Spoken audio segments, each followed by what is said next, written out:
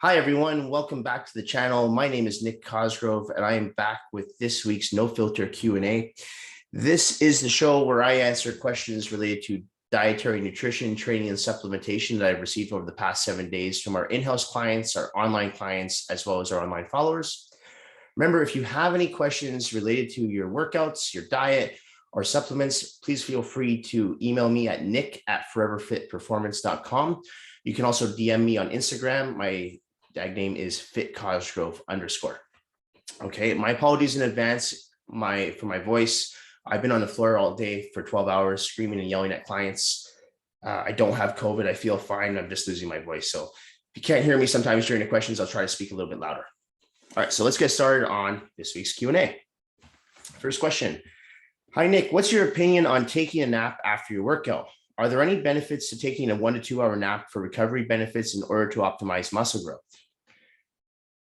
If you had asked me this question a year ago, I would have said there are some benefits to taking a nap after a workout. And the reason I would have said that is because the analogy we were given back in the day when I used to be bodybuilding, when I was bodybuilding, was you look at babies, for example, and what do babies do? They eat, sleep, grow, eat, sleep, grow. So there's a lot of bodybuilders that thought, well, if I eat, sleep, I'll grow. And the fact of the matter is it doesn't work like that. When you're a grown man or grown woman, you don't really need to have a nap in the middle of the day. And where I learned this was after I had my grand mal seizure last year, talking to my neurologist, he explained to me that he doesn't advise his patients to have naps. And I looked into that and it actually made a lot of sense. And the reason why he doesn't advise it, he says it disrupts sleep patterns. And it's funny because I know a lot of people who do have naps and none of them sleep well throughout the night. They always wake up where it's 2 or 3 in the morning and they can't go back to sleep, or they're awake for an hour, then they fall back asleep. And I remember when I used to take naps in the afternoon, I would have that problem as well. And so now, ever since I had my seizure, I actually don't nap at all. What I'll do is I'll go throughout the whole day. And even if I'm tired at the end of the day, I come home from work, I'm still a little tired. I keep myself up and I go to bed at a reasonable hour, whether it's 10 o'clock or 11 o'clock at night, because I'm usually up at about 5 in the morning. So I want to make sure I get at least 6 hours sleep. And I don't wake up once. I sleep straight through and I feel well rested throughout the day. So I used to take naps and it really did disrupt my sleeping patterns. Now, I think that changes as you get older. For elderly people who might be in their 70s and 80s, I think a nap here and there might be beneficial. But if you're younger, you're in your 20s, 30s, 40s, 50s, I don't see any benefit to having a nap. I don't think that's going to help optimize muscle growth. I think if you get on a regular sleeping schedule, you go to bed at a regular time, you wake up at a regular time, I think that's the best thing you can do to help optimize muscle growth. Okay, next question. Nick, roughly how many calories can a person who trains 3 to 4 times a week in the gym with weights consume in one day without gaining body fat? That's a really individual-based question. That's going to depend on multiple factors: age, gender, training intensity. I know you're working out 3 to 4 times a week in the gym, but what are you doing in the gym? I don't know. Are you in there for 30 minutes? Are you in there for 45 minutes? Are you doing basic straight set training? Are you doing circuit training? Also, when it comes to dietary nutrition, as any of my clients who work with me on their diets will tell you, I don't count calories. If your goal is to build muscle and lose fat, to me, calories are somewhat irrelevant. I look at the quality of the macronutrients, the carbohydrates, the healthy fats, and the lean protein sources. And what I do is I also look obviously at the micronutrients, the quality of those carbs, those fats, and proteins. So that's an individual-based question that I can't really answer. I can tell you, though, that if you are eating a clean diet, and you're doing your cardio and you're doing your weights, you should be losing fat and building muscle. And yes, you can do both at the same time. If you're not sure really how to structure a plan like that and put it together, that's where working with a good experienced coach comes into play, someone who's done the process themselves and has done it with clients. So, if you need help with a diet, structuring a diet just to get you started, I would advise working with someone who has that level of experience, who can take you through there and explain to you what he or she is doing as they adjust your macronutrients accordingly throughout the week. But to follow a basic generic plan that you follow online, I think that's just setting yourself up for failure, because what you're doing in the gym is different from what I'm doing in the gym, and what my client down the street is doing in the gym, and what his friend's doing in the gym or her friend's doing in the gym. So it really has to be customized for you. So there's no real generic answer for that. All right, next question. Hi, Nick, quick question for you. I recently started meal prepping and was wondering if you weigh your meats and yams raw or cooked. Also, do you measure your rice cooked or uncooked when dividing up portions? Thanks very much. Okay, this is actually a good question because it seems like an obvious answer, but you'd be surprised how many people, when they're meal prepping, they make this mistake. And this is why when I do diet plans for people, I always write in brackets, uncooked, or measured cooked, or weigh this. Like, so I explain to them in full detail. So when it comes to meats, let's say ground turkey, for example, you always want to weigh your meats after they're cooked. Don't weigh before, because what happens is if I say to someone, okay, I want you to have 7 ounces of lean ground turkey, and they measure it uncooked, when they throw it in the pot and they start cooking, that turkey is going to lose water. It's going to lose some fat because you're going to drain it. And so that 7 ounces easily can go down to about 5.5 ounces, which might not sound like a big difference, but if you're having lean ground turkey 2 or 3 times a day, you're losing about 4 ounces of protein there, right? So you have to be very careful with that. So when it comes to cooking your meats, I always recommend that people weigh their meats after they're cooked. Now, when it comes to things like rice and quinoa, and that goes for yams. So you measure your yams after they're cooked. Same reason, they're going to lose water. They lose that volume. So yams, sweet potatoes, I always recommend that clients weigh after they're cooked, not before. Now, when it comes to things like rice and quinoa, I always have clients measure the rice and quinoa again after cooked. Okay. Not before. And I actually had a new client working on their nutritional plan this week, and he made that mistake. I said 1 cup of cooked brown rice, and I guess he read that wrong, and he put in 1 cup of uncooked brown rice in his rice cooker. Came up, obviously, it was more rice. And he sent me a photo, say, wow, this is a lot of rice. Are you sure I can eat all this? I'm like, no, because what happened was that 1 cup of uncooked rice turned into 2 cups of cooked rice. So I said, cut it in half and split into 2 meals. Okay, so don't feel stupid if you make that mistake. It's actually a very common mistake that a lot of people who are just starting to prep their foods make. When it comes to things like oatmeal, I do recommend measuring. It's just easier measuring your oatmeal raw and then cooking it. So if I say to a client, I want you to have a half cup of uncooked oats, half a cup of uncooked oats, they put it in the pot, and it comes up to usually about a cup of cooked oats. Okay. So it might seem like an obvious question again to some people, but for a lot of people, it's not. Okay. And like I said, I always tell clients there's no stupid questions when it comes to dietary nutrition, especially if you're someone who's new to this. Okay. So never feel silly or stupid asking a question like that. All right. Next question. Hey, Nick, I recently started following a very clean diet, but I've been getting lots of headaches and low energy lately. I'm consuming roughly 150 grams of carbs, 60 grams of fat, and 130 grams of protein each day. What am I doing wrong? You're probably not doing anything wrong. Now, I don't know why you pick those particular numbers of carbs, grams of carbs, fats, and protein.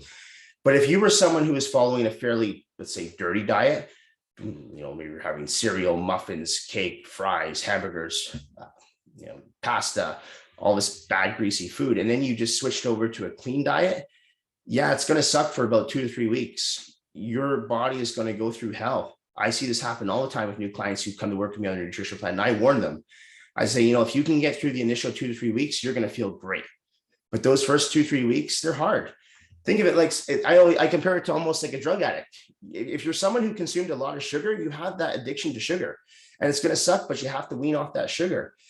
And some people can do it cold turkey, but most people need to taper off of it. So what I usually do with my clients who have sugar, like when I work with a new client and I look at their diet plan, if there's someone who I see like, wow, there's a lot of sugar in this diet, I'll add more fruit at the beginning of a plan for them. I might even give them fruits like pineapple, mango, which I normally don't put on a plan, but just to help this person wean off the processed sugars, I'll give more natural sugars to them. And then as we continue along the plan, I'll start to lower those sugars and eventually just take them out completely. But for when I'm working with people on their diets, men, I usually keep their sugar to about 30 grams a day, and women, I usually keep it to about 25 grams a day. And that's all from natural sugar, not processed sugar. So if you're someone who was following a fairly dirty diet and now you're on a clean diet, yeah, you're going to have headaches. It's normal. You're going to have low energy levels. You're going to be crabby. You're going to be grumpy. But I promise you, within that 2 to 3 week period, you're going to feel great.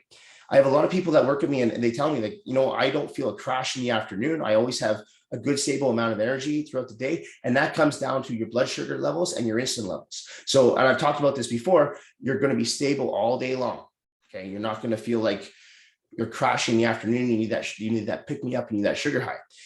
Now, if you are having difficulty with low energy, that's where I recommend having the extra 2 to 3 cups of coffee a day. And I'm not a huge advocate of stimulants, but when you're going through that initial 2 to 3 week process of cleaning up your diet, it does help to have a little bit of caffeine in there. For myself personally, I'm not really a coffee drinker. I don't drink it. But I remember when I was changing my diet around, yeah, I need to have that extra 3 or 4 cups just to keep me going. And eventually I was fine. You know, they have that saying, it says 21 days to develop a habit. And that's what I noticed when most people are cleaning up their diets. If you can stay with it for those initial 2 to 3 weeks, you'll be fine. It's like a smoker when they give up smoking. Ask anyone who's given up smoking. I can guarantee you they're not going to tell you, oh yeah, the first 2 or 3 weeks were easy. They were probably crabby, low energy, moody. You know, it's very common, right? So if you can push yourself through those 2 to 3 weeks, I guarantee you're going to feel way better following a clean, healthy diet. All right, next question. Hey, Nick, what are some healthy smoothies out there? Something that I can buy and not have to make. I'm not really a big smoothie person. I've never, even when I used to compete bodybuilding, I never did protein shakes. I didn't like them. I was always a food guy. With that said, though, I do have protein shakes on people's plans. And what I'll usually tell clients is if they're in a situation where all they have access to is a juice bar or a smoothie bar or a supplement store that has a juice bar, I'll tell them, get them to make what you want. So if it's on the plan, and let's say that I have someone doing whey isolate, 30 grams of whey isolate, 1 tablespoon of natural peanut butter or almond butter or cashew butter, and half a cup of unsweetened almond milk, I'll tell them, tell whoever's making your smoothie, that's what you want in there. They might not measure it to exact, and that's fine. But as long as you have those ingredients, because what happens when you go to a lot of these smoothie places, like the booster juices, Jugo juices, anything basically with juice, I wouldn't consume because the juice is loaded with sugar. And the argument comes down, well, it's natural sugar. I don't care. It's loaded with sugar. Some of those smoothies are 18 grams, 30 grams of sugar. They're nuts. And not to mention the amount of fat is sometimes people say, well, healthy fat. Yeah, sometimes, but it's also too much healthy fat is not good either. I know places that will put, 8 to 10 dates in a smoothie. That's a lot of sugar. So I'm not a huge advocate of using smoothies at all. If you're going to have a smoothie and say, for example, it's a green smoothie, then make sure it's a green smoothie. Don't have them adding all these juices to it at the end and sweeten up a bunch of sugar. A green smoothie would be kale, celery, some broccoli, maybe some spinach, mix it up. Maybe again, just put some unsweetened almond milk in there, and you can use your whatever flavor, vanilla or chocolate whey isolate, whatever you want to add in there. But that to me would be something equivalent to an actual green smoothie, right? So you can order smoothies when you go out, but just make sure that you're in control of what they're putting in there. Don't let them dictate and tell you, well, no, this is what we do. If that's what they say thank you very much, see you later, and go to another place that you can have a smoothie that you want. Okay. All right, next question. Nick, what's the best alcoholic drink to consume? I'm trying to lose weight. So I received this question last night and I put it on my Instagram story, and I had about 8 or 9 responses from people taking guesses. Some of the guesses were pretty close, and some of them were actually pretty funny. I had someone actually guess tequila on the rocks, and I said, well, really? I never thought about that, but she's right. Tequila does no sugar, and if it's just on the rocks, you're not mixing it with anything, so that's fine. I had someone else say to me, vodka tonic, and I said, no. And I explained to that person why. It's not necessarily the vodka I was worried about. It was more the tonic. Tonic water is loaded with sugar. So one of the things I recommend to people when they go out to drink, as far as wines, stay away. White wine, loaded with sugar, right? Ciders, loaded with sugar. Margaritas, loaded with sugar. Cocktails, loaded with sugar. Again, it's not the alcohol, it's what they add to the alcohol, the juices. Lots of sugar in that stuff. So a good staple for me is I like my scotch. I like scotch has no sugar in it. I usually just have it on its own. I don't mix it with anything. If I am looking for something that I want to mix, what I'll usually do is I'll do a gin and soda water. There's no sugar in that. So it's pretty low in calories too. And again, if you are going to drink, you don't want to sit there and have 6 or 7 drinks, 1 or 2 drinks, that should be enough. But your hard liquors are going to contain 0 to very little sugar at all. So those are usually best to stick with. I would avoid, as I said before, cocktails, margaritas, white wines, ciders. So those are things I would stay away from. Okay. All right. Next question. Oh, and don't drink every day. That's not good either. All right. Next question.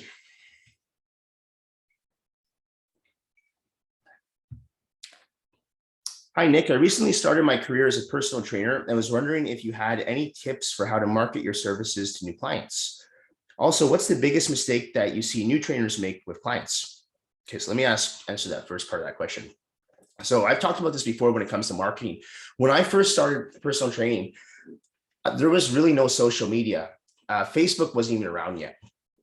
So what I used to rely on when I first started were two ways to market my services. One was through Craigslist, where I would advertise. I think it was in the personal services, which wasn't the best place to advertise too, because I got some pretty weird emails from people too in that section.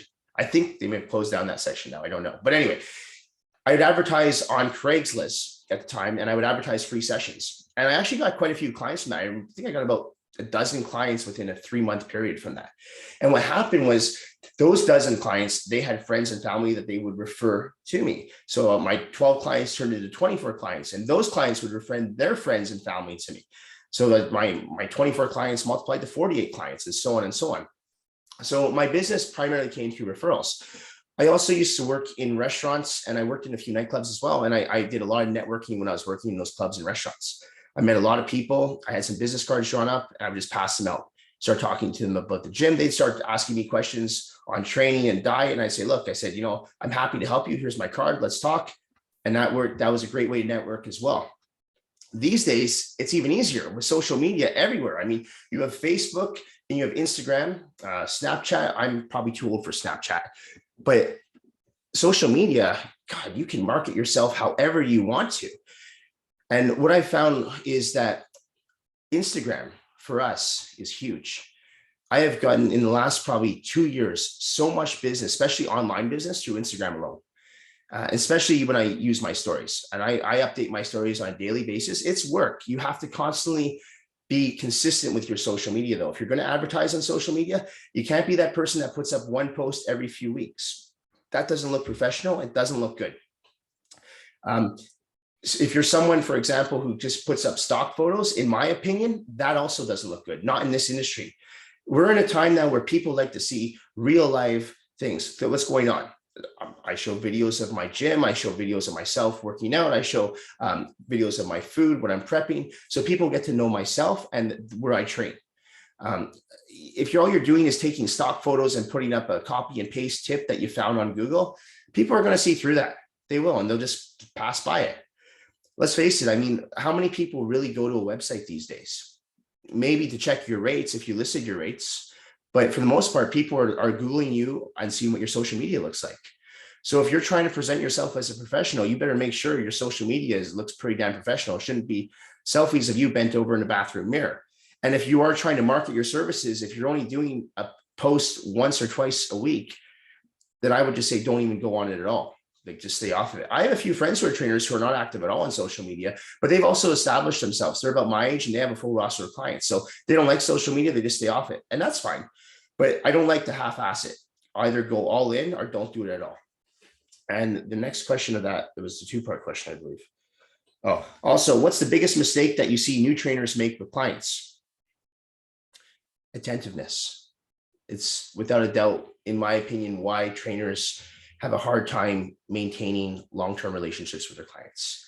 They're not listening to their clients. They're not giving their clients what their clients want. I have some clients that, for example, don't really like to train legs. I'm not going to force them to train legs. If they don't want to train legs with me, that's fine. That's up to them. They're grown adults. I can't force them to train legs. Also, you have to read your clients throughout the workouts. So just because you come in with a game plan, it doesn't mean that's always going to work. There's many times I come in and I say, okay, the client, we're going to train chest and back today. And all of a sudden they tweak their lower back. Well, I've got to change that on the fly. I can't say, well, too bad for you. We're going to continue with chest and back because I'll just injure that person. So you have to think on the fly sometimes, and you have to really pay attention to what your clients are doing.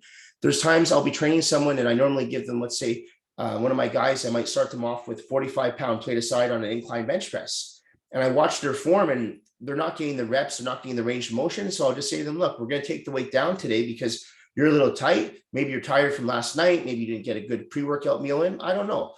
And sometimes by me taking down the weight, it makes all the difference because after about 5 or 10 minutes, they feel great again. They're good to go. So by paying attention to your clients and really paying attention to the workouts, you're not going to have to write down every weight they do. You'll know. And I believe that's why we've been able to retain long-term relationships with our clients. Ask any of my clients. I've never recorded anything in the gym. I don't write down their weights. I just remember because I pay attention to them and I know what they're doing. I think that's very important. If you can do that and really show your clients that you care, and you should care, you'll have a client for life. So attentiveness, that's the one thing I see a lot of trainers not doing in the gym these days with their clients. You do that, I think you'll have a client and you will have a problem finding new clients, because that client's going to refer you their friends and family members because they trust you and your services. Next question. Hi, Nick. I strained my quadricep pretty bad last week while doing walking weighted lunges. I don't think it's a tear as there's no bruising and I can walk on it. It just hurts when I try to lunge or squat. What would you recommend I do to help heal the injury faster? It's been over a week now and I can't train legs. Okay, so just so you do know, if you do tear a quad, yes, there's sometimes is bruising, but sometimes there's not. So don't automatically assume that you didn't tear it, but it doesn't sound like it's a tear because it seems like you're quite mobile and you're walking on it. So I don't think it's a tear either. But what I'd recommend in a case like that, I had that happen earlier last year with my quad. I was just doing squats and my leg just kind of gave out on me. And I couldn't even bend my quad. I couldn't squat down just to pick something off the floor. And so what I did right away was I went to London Drugs, picked up some Voltaren and just rubbed that quad like you wouldn't believe. Just put that topical adhesive on there, soaked it into the muscle, let it sit there for about 30 minutes. And then what I did afterwards, I threw some ice on there. Now, this has been going on for a week. So the whole ice and heat, I don't think that's going to work for you at this point. Usually they recommend the ice and heat immediately after injury like that. So this has been a week. So that's where the topical adhesives, like what I use, Voltaren, comes into play. Tiger Balm's an also good option. There's a few good options out there. I like both Tiger Balm and Voltaren. I find them to be really effective. So in the case that this injury happened a week ago, that's what I would be doing. Now, if the injury had happened, let's say today, for example, right away, I'd be getting that topical adhesive and I'd be combining it with the ice every 20 minutes. And then I would get like a heat pad on it as well. So I'd ice it for 20, then I put the heat pad on it for 20, ice it for 20, heat pad. I do that for rotation 3 times in 60 minutes. You're watching TV, YouTube, whatever. And then I apply more topical adhesive before I go to bed. That will really help speed up the injury. Topical adhesives work really well. So I agree with you. I think it's probably just a strained muscle, but you're going to have to lay off it probably for at least another week. I hate to give timelines on things like that because everybody's body's different. But I remember when I had that injury, it lasted for about 2 weeks in my quad. And then I felt fine. I was a little weary going back into the squat rack, but I knew it wasn't a tear and I knew it was a strain. And I was just like, okay, well, as long as I can rest that muscle, heal it, and use my topical adhesive daily, it made a huge difference. And I was good to go probably in about, I think it was about 2 weeks. I was fine. All right. Okay. Nick, I travel for work quite a bit now with COVID restrictions being lifted across the globe. As a result, I don't always have access to the best of gyms, mainly hotel gyms with dumbbells and benches, but rarely any machines or squat racks. What do you suggest to your clients who travel for work for their workout programs? Just like you said, dumbbells.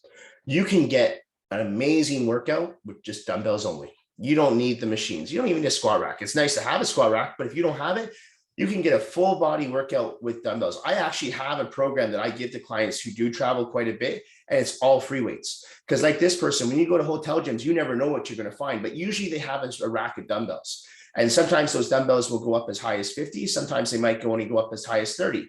And if I'm working with, let's say, a man, for example, who's really strong like a bodybuilder, 30-pound dumbbells probably won't cut it. I'll get them to do a lot of pre-exhaust training. So for example, I'll get them to do lateral raises and then immediately go into a shoulder press. So they've pre-exhausted their medial deltoid and then they have to stimulate and isolate their anterior deltoid. I'm just using that as an example.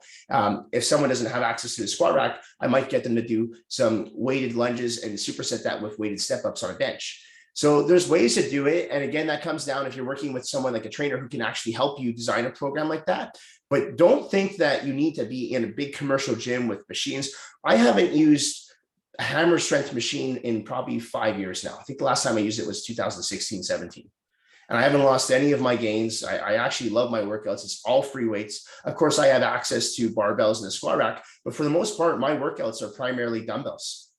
And I use some cables, but for the most part, it's primarily free weights. So you can get a great workout with dumbbells. I mean, if I wanted to do, for example, just a dumbbell workout, I start off easily, dumbbell chest press, dumbbell lateral raises, dumbbell rear delt raises, dumbbell shoulder press, dumbbell curls, dumbbell kickbacks, dumbbell lunges. You can get everything with dumbbells. So it can be done. And if you're not too sure, hire a trainer and work with that person, maybe book 1 or 2 sessions so they can show you a dumbbell workout, put that program together for you, and you can take it anywhere in the world. So it doesn't matter what gym you're at, as long as you have access to dumbbells, you're good to go. All right, guys, we're gonna finish up here with, we got 2 more questions. Okay. Hey, Nick, what do you typically recommend your clients eat when they go out to restaurants? I find it so hard to stay on track when I eat out, as I know the options are always limited at best. So if you're asking what I usually tell my clients, I tell them to pick good restaurants. Don't pick crappy fast food joints. Or the next thing is, before you go to a restaurant, if you really want to be OCD, check the menu online before you go. So you'll actually have a good idea of what they offer, and then you can put something together in your head. So you're not stalling at the table thinking, okay, well, what can I have and what can I do? Another thing is, whenever I go out, I always look for the lean cuts of meat. So if I go to a place and look for, like, say, a tuna poke bowl or a salmon poke bowl, so I get, if it's salmon, I'll get the healthy fats. If it's tuna, I'll get the lean protein. And what I'll always ask for them is I'll always say no oil, no dressing. Sometimes the server will say, oh, there's no oil or dressing on there anyway. I say, okay, great. But I just get in the habit of saying that because there are some dishes where they'll add extra oil on top or extra dressing. And I don't want that. So that's a good way to cut back easily 150, 200 calories. So I just say, instead of saying on the side, I just say no oil, no dressing. And then they'll always give options, especially in these days now too. If you have, for example, a lot of places will say, you can have white jasmine rice or veg. I'll switch over for the veg. If I'm really hungry and I haven't eaten that much that day, I'll have the rice. But it's mainly just thinking, okay, what can I do? What is closest to what I eat at home? Okay, they don't have, for example, I'm currently eating a lot of cod and salmon. Okay, they don't have cod, but they have tuna. Great, it's a lean white fish. I'm gonna have that, perfect. So you can eat healthy when you go out to restaurants. And the second thing I would do is watch portion sizes. I'm a 220-pound guy. The portions they give me, the other night we went to, where did we go? We went to Cactus Club, and the portion they gave me was so big. I ate probably about 2/3 of it, and then I couldn't eat the rest. And then I watched other people who eat the whole dish, and I'm like, there's no way I could do that. My meals portions are very small. So when it comes to portion control in restaurants, I have a rule of thumb. When I go out, I usually eat about 2/3. I'll usually, if it's like a tuna poke bowl, for example, I'll eat all the tuna, but with the rice or the veg, I won't eat the rest. I'll just eat like 2/3 of that, and then that's enough for me because the portions are way too big in most restaurants. So yeah, watch portion control. No oil, no dressing. Stick to your lean cuts of meat. If you're a vegetarian, stick to your lentils. Look for leaner options there, but just make sure, again, no oil, no dressing, portion control. That's the biggest thing when you go out. All right, last question. I like this question. It's funny. It was just recently added. Hypothetically speaking, if I had PMS today and was just really hungry, let me repeat that. Hypothetically speaking, if I had PMS today and was really hungry, if I ate something that wasn't great health-wise, like pasta and tomato sauce and cheese for one meal, would I get fat? Not if that one meal is your cheat meal. And as any of my clients that work with me online will tell you, I always advise people to have at least one cheat meal a week. I think that's very beneficial. I think it helps for multiple reasons. One, it just gives you something to look forward to. Two, it gives you a sense of reality. Say you want to go out with your girlfriend or your boyfriend, your husband, wife, you want to go out for a nice meal and you want to have whatever you like. You're going to your parents' house. You don't want to say, I can't have this or that. Have it. It's one meal. One meal out of, if you're eating 6 meals a day, that's what, 42 meals a week. One meal out of 42 meals, nothing's going to happen. I promise you. The problem is when that one cheat meal turns into a cheat day. So that you have to watch. And I talked about this on last week's episode about cheat meals, where I always advise people to have their cheat meal at the end of the day. And the reason I do that is because if you have that cheat meal, let's say at the beginning, let's say you go to a place and you have pancakes and syrup or waffles for brunch, bacon, you're going to be craving that food later on in the day. And then you're probably going to cheat again.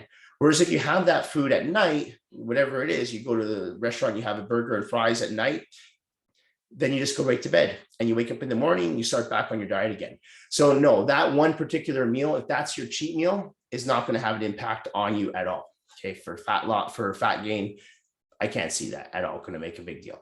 But again, keep it to one meal, guys. Don't start going every day. If you have a really fast metabolism and you can get away with doing 2, maybe 3 cheat meals a week, go for it. I personally don't even have cheat meals myself. And it's not because, even though I advise it to clients, I find that my body operates better without cheat meals. If I really want something and I'm out at a restaurant, I'll have it.